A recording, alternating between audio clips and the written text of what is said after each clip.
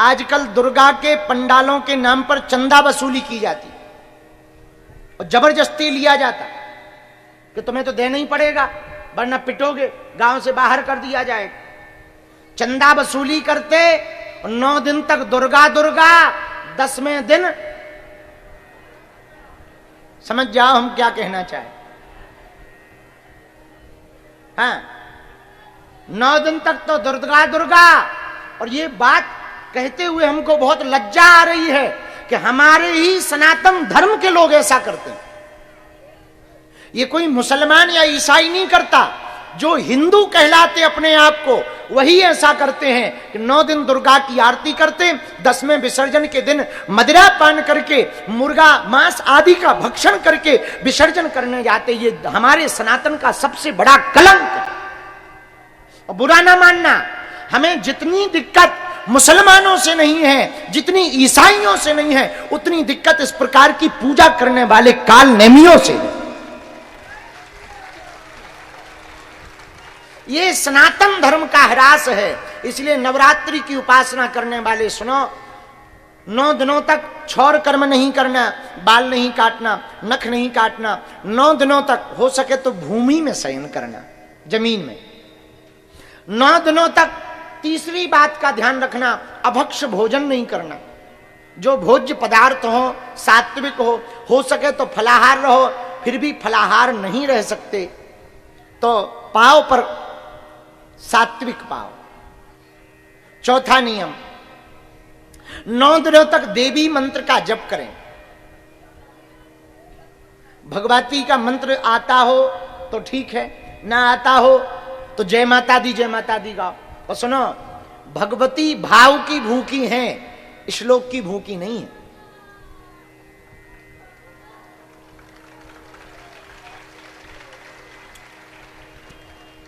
एक गांव में एक पंडित जी रहते थे, सीधे साधे बूढ़े पुराने। वो एक नदी के किनारे देवी का जप कर रहे थे तो उनका श्लोक शुद्ध नहीं था। तो नमस्तस्यै की जगह वो कहते थे नमस्तस्मै नमस्तस्मै नमस्तस्मै नमो नमः। कोई भी श्लोक, एक श्लोक है ना,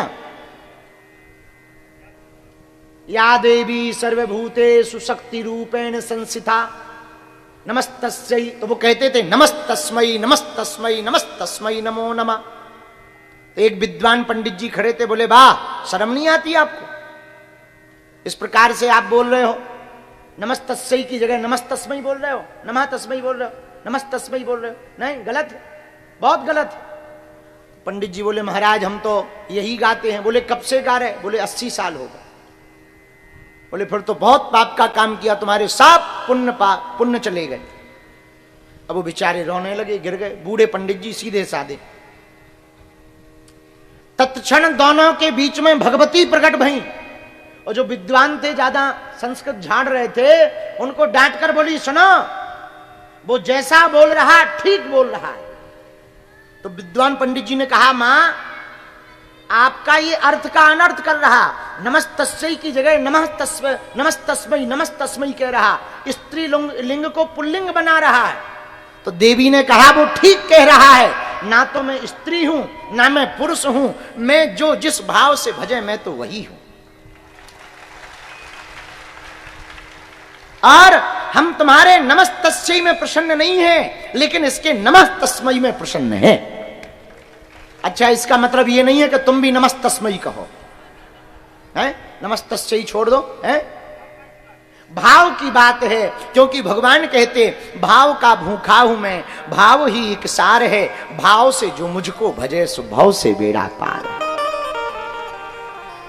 इसीलिए भैया भगवती की उपासना जो करने वाले हैं वो नियम सुनो। चौथा, बीज मंत्र का जप करो। बीज मंत्र कौन सा? ओम ऐं ह्रीं क्लीं चामुंडाई विच्चे, इस मंत्र का जप करो। नहीं हो रहा है, ये बहुत कठिन है, सीधा सरल।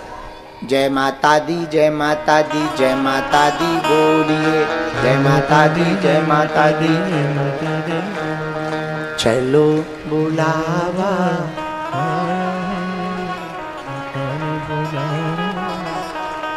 हो चलो।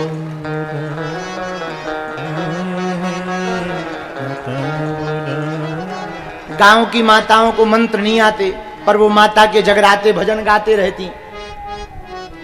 ऊंचे पर्वत पे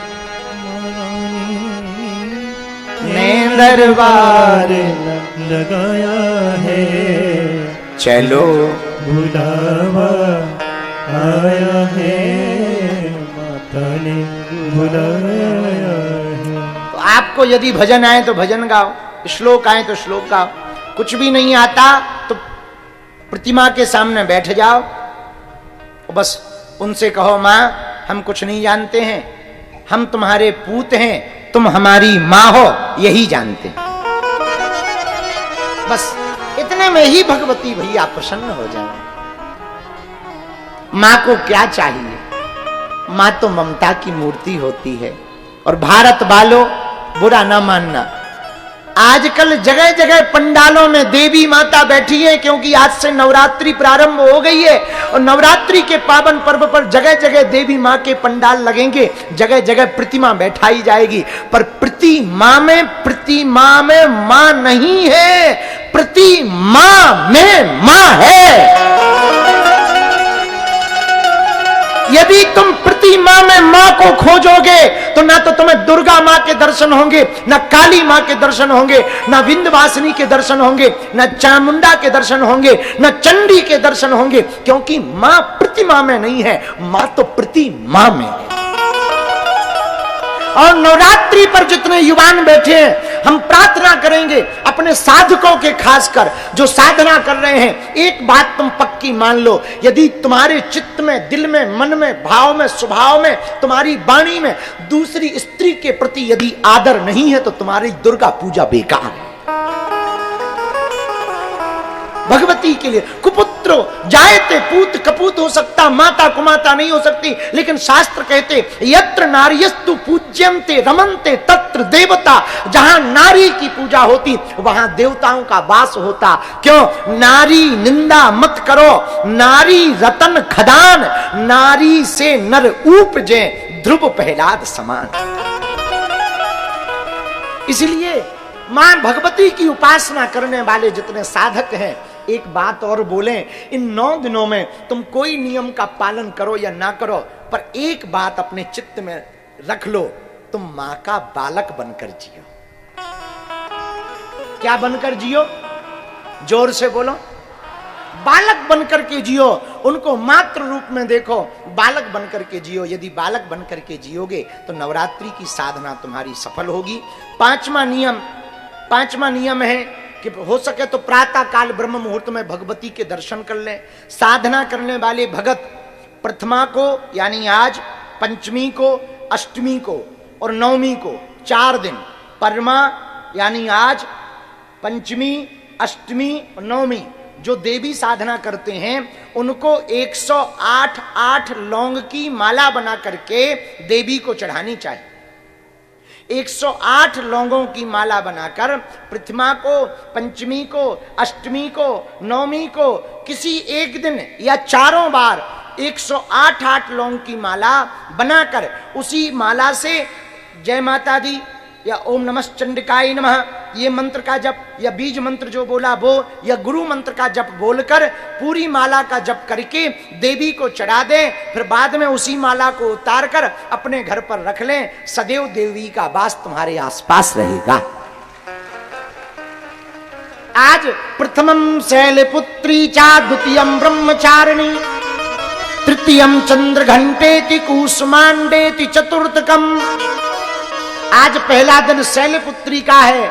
शैलपुत्री मां की उपासना करने वाले साधक सुनो, पहले दिन मां शैलपुत्री पर्वत की पुत्री की पूजा की जाती है। भगवती मां परांबा शक्ति पर्वत की पुत्री के रूप में है। उनकी पूजा किस भाव से करनी चाहिए? जैसे पर्वत अपनी बात के लिए हर परिस्थिति में अडिग रहते हैं, खड़े रहते हैं। चाहे आंधी हो, तूफान हो, पानी बरसे, पर्वत खड़े रहते हैं। वैसे ही साधक को भी पहले दिन शैलपुत्री की पूजा करके ये प्रण लेना चाहिए, पृथ्वी पलट जाए पर हम नवरात्रि का नियम नहीं छोड़ेंगे,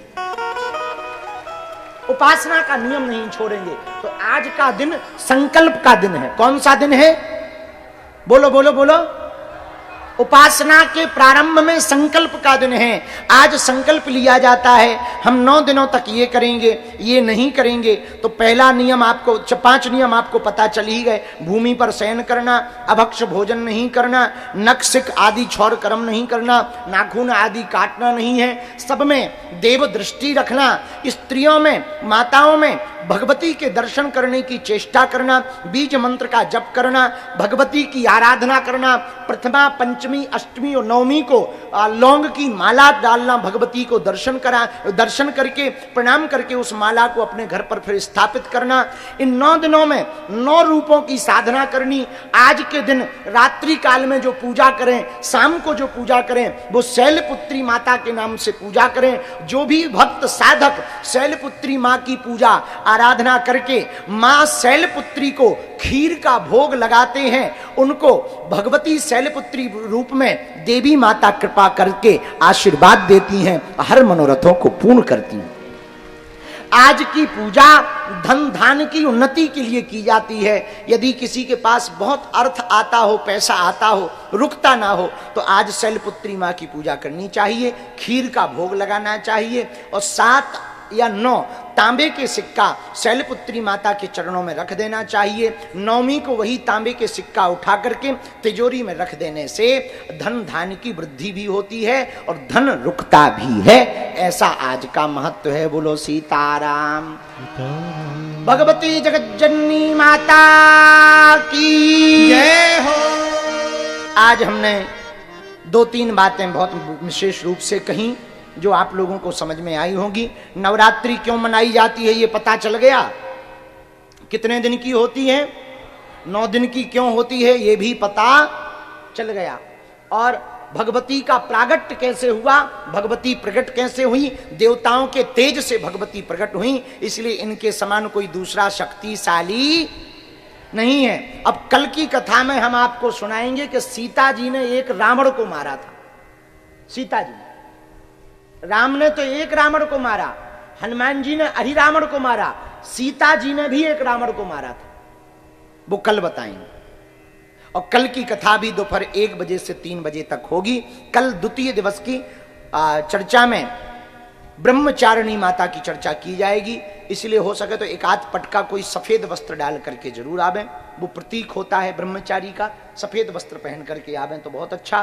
कल की चर्चा कल करेंगे क्योंकि हमारी साधना भी है और हमें साधना में भी बैठना है। प्रणाम करने की ना कोई जिद करना, न सन्निकट आने की जिद करना, दूर ही रहना, दूर से ही प्रणाम करना। और हम 9 दिनों तक रहेंगे। कल से हम एक कोशिश करेंगे प्रश्नोत्तरी भी करेंगे। तो देवी माँ के पूजन से संबंधित आपके मन में कोई प्रश्न है तो वो आप आकर के यहाँ अन्नपूर्णा भवन पंडाल में बता दें। कल टाइम पर बैठ जाना, आज पूजा के कारण लेट हुए हैं। कल हम समय पर ही आकर के यहाँ पर कथा प्रारंभ करेंगे। दोनों हाथ जोड़ करके भगवती को प्रणाम करो। नमश्चंडिकाय नमः। बोलो शेरों वाली माता की जय हो, दुर्गा मैया की जय हो। रात्रि काल में रामलीला है, कल से भागवत की भी कथा है और कलश यात्रा स्थापना सहित कल भागवत भगवान यहाँ पर प्रारंभ होंगे। आज की चर्चा को हम विराम करते हुए 2 मिनट आप सब लोग कीर्तन गा लें और इसके बाद में जय माता दी, जय माता दी।